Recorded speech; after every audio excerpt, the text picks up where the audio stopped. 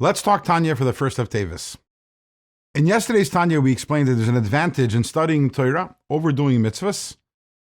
In terms of both of them connect us with God, but there's a deeper and more intimate and more profound connection in studying and understanding Torah over doing mitzvahs.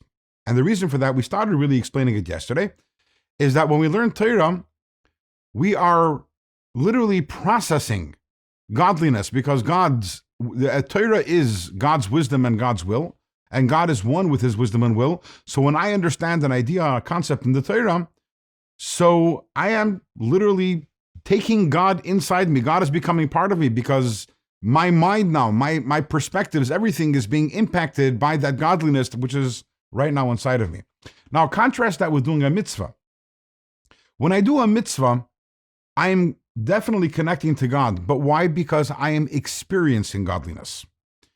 As opposed to when I'm studying Torah, when I'm ingesting and processing godliness, when I'm doing a mitzvah, the godliness isn't becoming part of me. I am engaging godliness while I'm doing the mitzvah. I'm, so to say, becoming subsumed in the godliness, but I'm not taking it inside me. When I do a mitzvah, a big part of the mitzvah is what's called bittul. Bittul means I am nullifying myself to God. I am doing what God wants. It's not about me. It's not about doing what I want. I am putting myself aside and connecting myself to God through my bittul, through my nullification to God. And I'm experiencing God at that moment. When I'm studying Torah, something deeper is going on. I'm not nullifying myself. I am actually taking godliness, and that's becoming part of my identity, part of who I am, because right now my mind is processing godliness, and that idea right now is becoming part of who I am. And as the Alter Rebbe says, for this reason, the unity that's caused through understanding Torah is a unity which there is no other unity with God which exists like it. There is no other mitzvah that gives us that same unity with God, which is why the Kabbalists explain that Torah is the food for the soul, and mitzvahs, doing mitzvahs, are the garments for the soul. And the reason is, just like food, we take it and it becomes part of us. It becomes part of our flesh and blood. Torah also spiritually becomes part of us.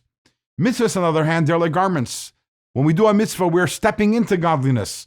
We are being subsumed at that moment in godliness. We are engaging God. We're experiencing God, but it doesn't become part of who we are.